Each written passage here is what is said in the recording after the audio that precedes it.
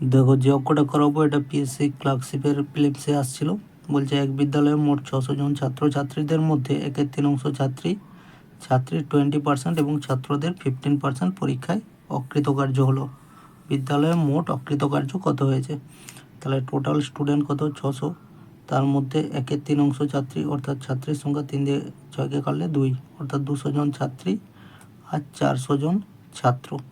ছাত্রীদের মধ্যে 20% ফেল করেছে বা অকৃতকার্য হয়েছে। তাহলে কতজন ফেল করেছে? 0 কাটলে 2 2 4 অর্থাৎ 40 জন। আর ছাত্রদের মধ্যে 15% অকৃতকার্য হয়েছে। তাহলে কতজন অকৃতকার্য হয়েছে? 4 15 60 জন। মোট অকৃতকার্য হয়েছে 40 + 60 অর্থাৎ 100 জন।